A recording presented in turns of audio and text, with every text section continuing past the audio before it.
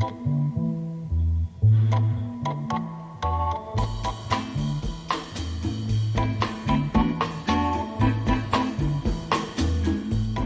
name is Abram Moya Jr., and I am the curator for the Fine Arts section of the 50th anniversary of the Chicano Moratorium Committee's Arts and Culture. During Chicano Heritage Month, we are commemorating the event of August 29, 1970, the Chicano Moratorium, through art. Because of the COVID-19, 13 artists have submitted their work to do a video expressing their art, biography, history, and advice to the future, which is the youth. The video is honored to have the two co-chairmen of the Chicano Moratorium Committee to participate in the production. I am honored to work with these artists and the co-chair people in producing the video. During my 50 years of Chicano activism, there have been many accomplishments, but there has not been any real recognition of these accomplishments or events. It is as if the Chicano, American and Mexican descent, have been walked over and pushed aside. We have won medals of honor, Olympic medals, medals of recognition by presidents, yet we are not in the history books or in the films describing for the positive work we did to make this country great. Instead, on August 29, 1970, when over 30,000 Chicanos and the community at large marched peacefully, voicing their feelings against an unwanted war, 3 Chicanos were shot and killed with no justice given to their families. Chicano Heritage Month is to show the communities, states, country, and the political structure of all the accomplishments we have done and what we can do for the future. Through our mobilization efforts and organizing skills, we will show that we cannot be neglected. This art presentation will be one of many avenues to progress for a viable future and for our youth. The title of this presentation is We Shall Not Forget, Educate.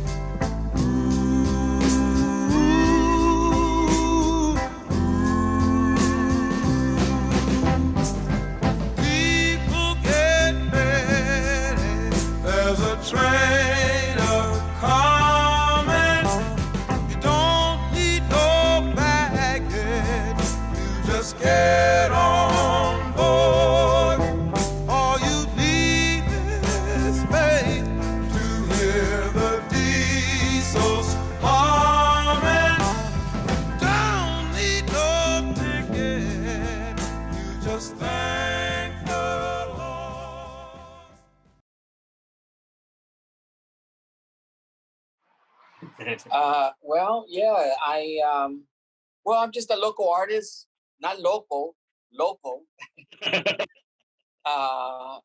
that's been involved in, more than just being involved in cultural-related, artistic kind of projects. One major focus of my work deals with and talks about the Chicano experience, and not just the social, cultural commentary stuff, but also the political stuff.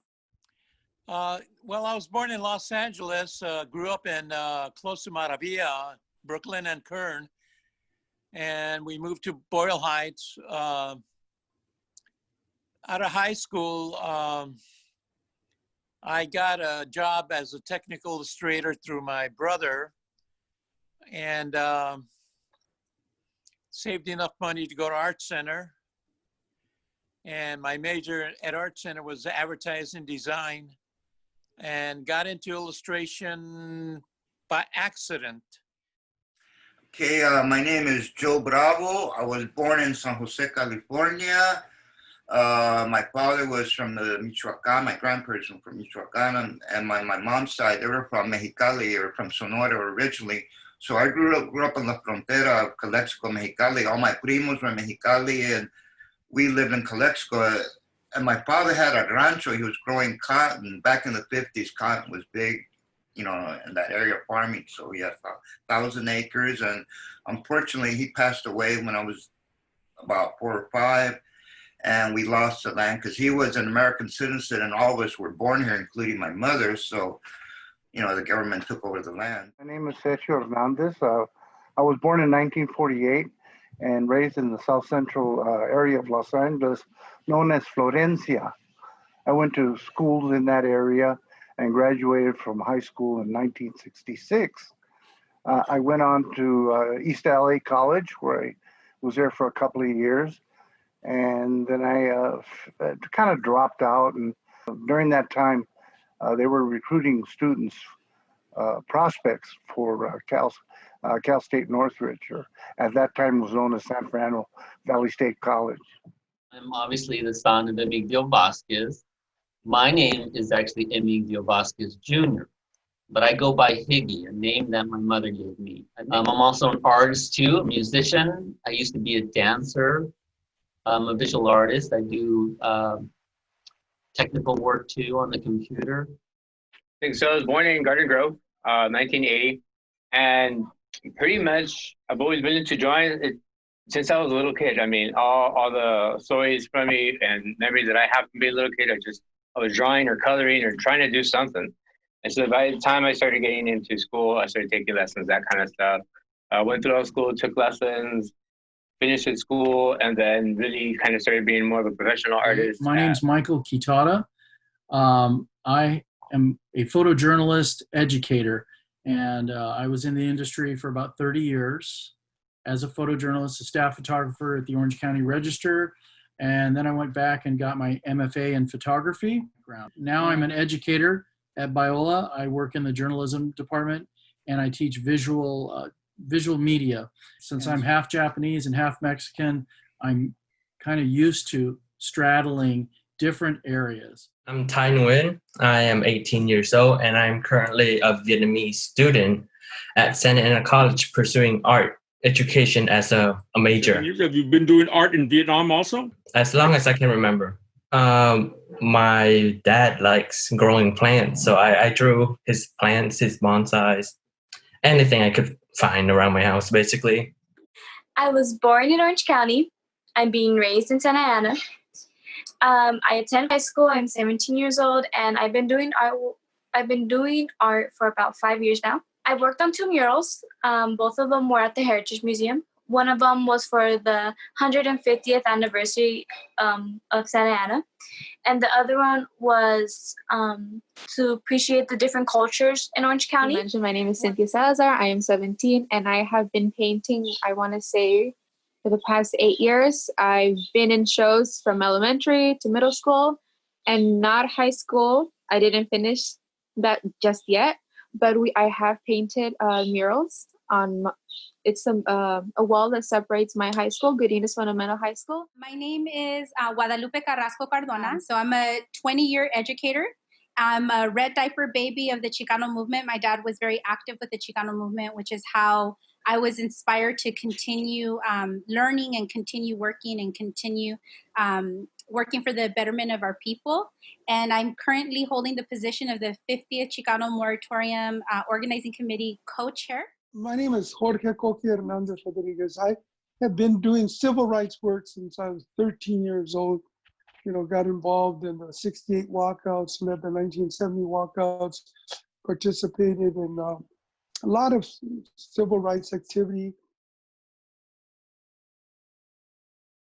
Art has always played a very significant and integral role in our movements. From the beginning on the original Chicano Moratorium, the music, the teatro, the posters, the banners, all those were good contributions that added and enhanced our subject matter, our goals. So it's always been an integral part. And, you know, I was aware of the Chicano movement, the Mexican-American struggle and all that. So I think my first true Chicano poster that I did was for a reading program where the boy is sitting on top of the world with a book, and the book is illuminating his face. This was in early 70.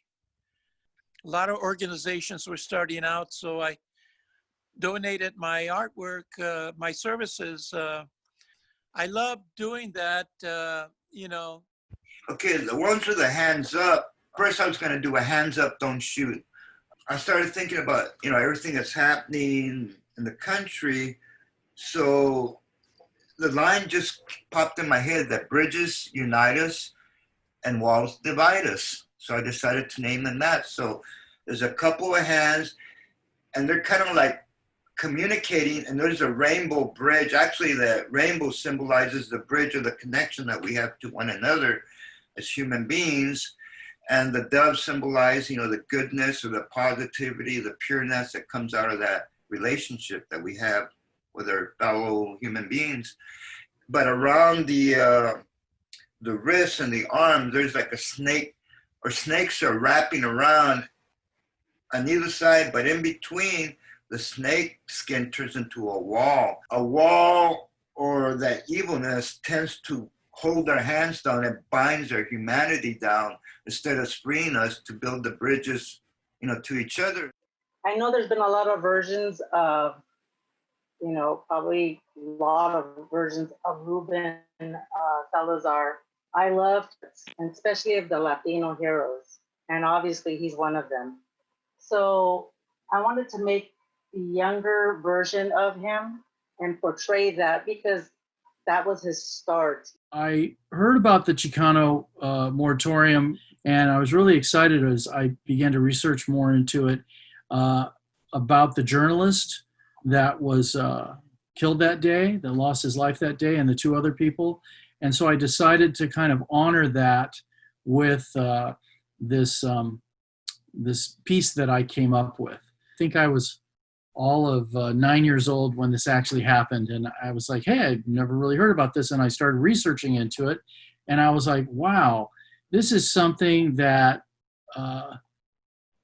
our people haven't really talked about much. And I'm half Mexican and half Japanese. So there's a lot of different things in my life.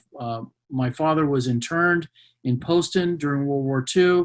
And then on my mother's side, she grew up in Bakersfield, an itinerant migrant farmer.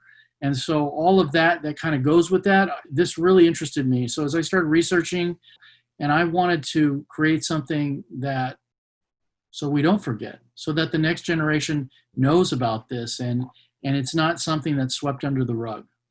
The painting that I have right there is dedicated to the struggle of the Zapatista movement. I want to portray the essence of Latino community in this country, the essence of the struggle in this country. But I think in general, the essence of the Zapatista movement is the struggle for justice and equality. I think that the struggle of the Mexican people, or even the Chicano movement, is the search for justice and equality. We do a lot of work with the community, like I said, a lot of interaction with the community, because it's all about art, right? It's about getting art into neighborhoods. When we're talking about Chicano history, I always go for something that's going to be strong, it's something that has some historical value about our ancient civilization, but also with the Chicano culture back when it started. There's a process, drawing, painting, sculpting. It's very learnable. There's always a need for a creative person, for an artist, for a writer, for somebody to create something. I created this mixed media piece of watercolor and ink and pencils. I call it The Fallen. It's for those who have passed and suffer from this protest. I wanted to put Ruben Salazar in the middle because he was one of the victims. I decided to call my art piece The Memory of Mr. Salazar. So basically, it's a representation of Ruben Salazar. I included, so in my drawing, on the bottom of it, I included the Mexico flag to represent the culture he stands by. I also included some flowers and succulents to just add a little bit more life into it. I also, in the background of Mr. Salazar, I have the cityscape of Los Angeles, where the protest happened, everything in that city. And since he passed away, I added a halo on top of his head to make sure we memorize him and we don't forget what he stood for. I personally didn't know anything about it, and I researched it because I had no clue what it was. So when I researched it, it was a really big movement that I, as a Chicana, I should know because it's part of my culture and our history. So once I started researching it, I was really into it, and I learned that it's a movement for our rights that basically now we're still fighting for. Maybe not as bad as back then, but we are technically still fighting for them. The color one was directly related to the moratorium because it was kind of it started out as an illustration for Consapos magazine, and it was an article about a police abuse or something. And then I had experienced, of course, the Laguna Park incident there, and I had seen the police the way they treated people, and it just kind of inspired me to create that piece.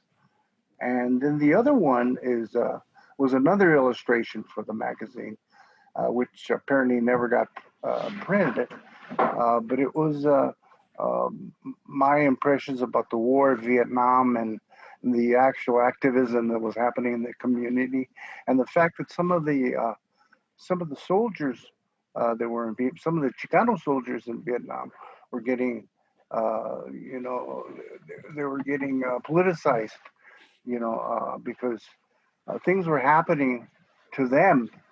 They could see that, things weren't going for them, and they were more or less just common cannon fodder, and different things were happening, and for them at that time, and so I just kind of drew upon that to create that illustration. I was trying to think a way to tie Mexico in with Chicano and the Chicano part of the United States. And the start of the movement, I thought, was, with workers, Cesar Chavez and the migrant workers. And that's where the activism started, was in the 70s at that time. And their symbol is that eagle, which is the symbol for the farm workers and kind of that labor union and that kind of thing. So I added that.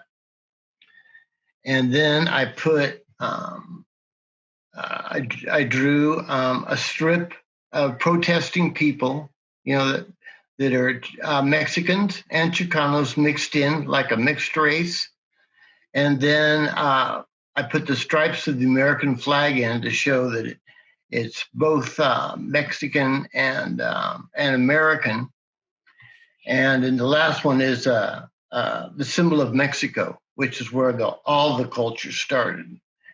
And, I painted it with bright colors, trying to catch the feel and the life breath of Mexico. And so that's what I was doing as far as the painting went. I think art is crucial because art actually enlightens and really sets a tone for ideas and visual images for people to see. And I think art is one of the key aspects of any movement, and know that it's an integral part of moving any social movement.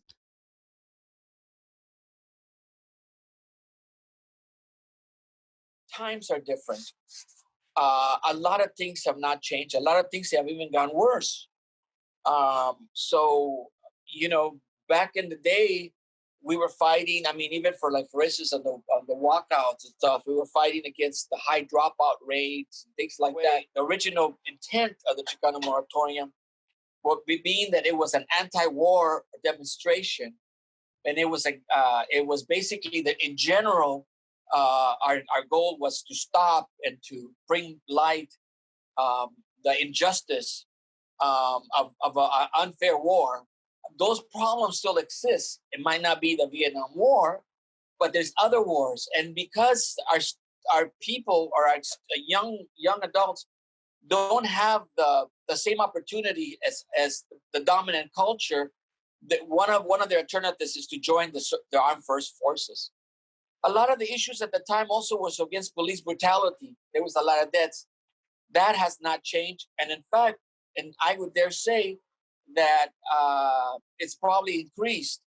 Or maybe it's just now because as a social media, there's more ways to document, but those police killings have been happening in our community forever. There's a lot of things that need to be changed. And hopefully that's why this exhibition, and that's why this Chicano Moratorium, the commemoration of the 50th, is meant to serve as a vehicle for bringing those issues into light and get the youth more proactive in finding strategies and in combating what's being perpetrated to us. And everybody thought we were crazy with that. You could never organize undocumented workers, much less get them in unions. But we proved everybody wrong.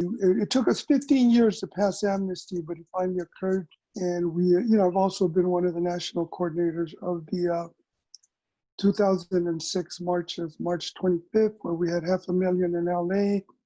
And then in 2006, May Day, when we coined it as a day without an immigrant, and we organized in 42 cities. Being Chicano, that's where a lot of it came as well, being with the activism and so forth, but being Chicano, because we were in a place, we had to own it. We had to own ourselves. We had to own who we were. And that's where I believe the Chicano or Chicana blossomed from, making our own identity, which we did. And we still are here today, which a lot of younger generation, they want to know about who we are and what happened and where we came from and why the Chicano movement became. So we're still here. We have to make it happen. We have to tell our story. We do it visually, life happens, but no, it's still the same. It's still the same, absolutely. Time has gone on, but we're still in the same place, I believe. Because it's gotten better. I think people are wanting a change now. We all do. Like my mom used to say, we pull our skin and we all bleed the same. So we're all together in this, all of us. We're all human. We all have to respect each other. Yes, we all maybe give ourselves labels, so to speak. However, we are one, and we have to remember that. And I told my wife, this is maybe, in the 70s, I said, who's going to change the Latino cause are going to be the women. Says, they're going to make the change. And to me, I think they have made the change for the Latino community because they're very supportive, very behind, whoever's running. And then I found out that by the end of this century, almost half the nation will be Latino. I got educated into the whole Chicano movement thing. Like even in Wilmington, we were always harassed by the cops and the Chicanos, and we figured, oh, that's the way it is, nothing you can do about it. But once I got to college, I started learning it. Hey, they're supposed to serve us, not the other way around. So I started participating in all the marches, the movimiento. I started doing artwork for them. And so on August 29th, 1970, I, along with other Cal State or San Fernando Valley State students, we went down there. And when we got there, everything was cool. Everything was peaceful. We were towards the end. And then all of a sudden I heard a commotion and I looked back and there was like a wall of people coming towards us, and behind them was the deputies. And we went sideways, then all the tear gas and everything started coming towards us. So we went, like I said, to the side, and we went around, so we got out of there. That night, they had a riot in Wilmington. Not many people know, but August 30th, there was a riot down Avalon Boulevard in Weedmas. Back in '66, when I graduated from high school, I think the dropout rate was 40 or 50%. We still see that today in a lot of Chicano schools, and that's horrible. We wanted more politicians. We got them. We got more Chicano politicians, but unfortunately, some have turned out to be bad. All right, then we've had additional participation in colleges. We have more Latinos in school. Some things have changed now on the question of like the police brutality, police killings. We have not improved, and we know that because in the past few months, even since COVID, we have seen indigenous people being killed at the hands of the cops. What has improved is, in the movement in the 70s, people were fighting for Chicanos to be able to go to college and so like I'm an example of somebody who has benefited from the movement. Another thing that has changed since then is that women are included. We know that women have always been in the movement, but now in positions of leadership, and I am an example of that. I was invited to be the co-chair of the 50th Chicano Moratorium Committee, which really attests to the fact that there's a concerted effort to bring women into this movement in leadership roles. Another word of wisdom that I would give is that that education is key, whether it's inside the classroom or outside of the classroom. Read about your history. Let's honor our ancestors, the ancestors that made it possible for us to be here today, so that we can ensure that our children, our grandchildren, our great-grandchildren, the next 7 generations, all of the semillas, all of our people have a better world than the world that we were given. Times have definitely changed. Now, I think it depends on what specifically we have actually advanced. In some cases, I think it hasn't really moved, Like, it's really nice to see Chicanos or just even Latinos out on TV a little bit more, out in media and that kind of stuff. But yeah, I think, people are still getting killed out in the streets, man. It's good to see that there's movement happening, where this will all lead. I can only hope that is to a better place, and that actually we start seeing some changes. But yeah, to answer your question, yeah, there's absolutely been a change, in my opinion, and I'm an optimistic person, but I also see that, look, it's been 50 years, right? I mean, I've only been around for 40 of them, but it needs to get better, man. It just needs to get better. It ain't right. We're all Chicanos, right? I mean, we're Latinos too. There's a lot of people here. We have a voice. We need to just be seen, be heard, and be us. I don't know. Just as an artist, my job is to express myself, and that's what I would say. That's what it needs to maybe not change, but we're here, man. We're not going anywhere, and things aren't right, and things need to change.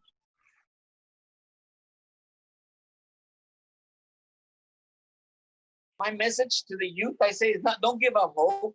It's your future. We're going out. You're coming in, and not to give up, and not to forget. And that's why this moratorium is a perfect example. This moratorium is in the arena, or is in the realm of a mass mobilization type of effort, not just a reaction, where it's going to serve as a vehicle to educate them, a vehicle to resource sharing, a vehicle to build united fronts on various issues. Our goals are very general. We're united on common issues, and some things, especially like our issues, could be different. Urban issues are very different from rural issues, but this effort will combine those efforts for one common goal. I would like to say, you know what? Be proud of who you are, be strong, and be confident. We have a story. We all have a story in this world. We're telling our story, and we have to keep passing it to you. So with that, young and the young at heart, keep telling our stories, keep them alive, keep them going, and that will make us always be remembered. And know that there's love, and we all have to be loving each other these days and be positive. There's a lot of negativity. There's always been a lot of negativity, but this is what this is about: the love, bringing justice, bringing peace, bringing closeness to the people, and keep doing it. That's all I got to say. We got to educate the Latino community. Stay in school, work toward going to college, going to trade school, learn a trade, just advance after high school. Don't let anybody that's negative talk you out of ideas. Follow your dream. They're important for the young generation, and to get involved politically and vote. I think Chicanos should just, follow your heart, and use your brain to follow your heart. More people, find out or try to find out what your calling is in life, but find out who you are. What are you good at? What do you love? I just want to encourage every young Chicano, Chicana out there to just follow your dreams. You're called dreamers, so live up to that, and do something positive. And so the purpose of that gift is to be shared. So find your gift and work towards developing that gift so that you can share it. Prepare yourself one way or another through academia or a trade, but you need something saleable. You need to go out there in society and say, this is what I can do. Learn all you can. Be ready. A friend of mine used to say, if you stay ready, you don't have to get ready. So I take that to heart. And then we need to vote. You need to vote, and you need to become engaged in your community. Don't stop expressing yourself. It sounds cliche, but do you. Be active. If you're an artist, you can only get better. Do more of whatever you love to do. If it's drawing, draw.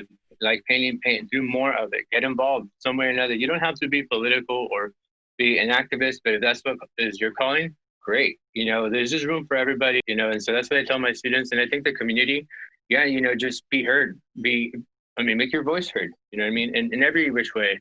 Talking about, voting, you got to vote. You got to do the census thing, do all these things that is necessary, but we're here, we need to be accounted for, and we can't be overlooked. So in my 17 years of being alive, I've worked with a lot of people from a lot of different races. And it just blows my mind to think how we're all so similar, but for some reason we refuse to acknowledge that. So I think if you're in a position where you have the knowledge, you have the abilities to help someone else, you should go for it. You don't lose anything by helping someone else. And in the long run, you realize, I'm really glad that I helped them. I helped make a positive influence on them. And I think that's what should keep us going. Helping each other and making sure that if we have the resources, that we should help each other. I believe that young people should take on the banner of, the civil rights movement, the Chicano Mexican civil rights movement, and move this forward. And I think one of the things that we need to leave a legacy of training new people, young people, to take the baton and move forward. And I think we're doing that a little bit in the Chicano Moratorium, 50th Chicano Moratorium Committee. But I think it's very important for young people to keep participating and not forget where they come from, and move our community forward. Take Chicano studies, promote your familias from learning the things that you learn when you take your courses. You are beautiful. You are worth it. Your history needs to be known. We need to be the voices of our people. We can make a change. We can transform the world. We must believe it. We are worth it. Let's take a trip down William Boulevard! Arriba, arriba!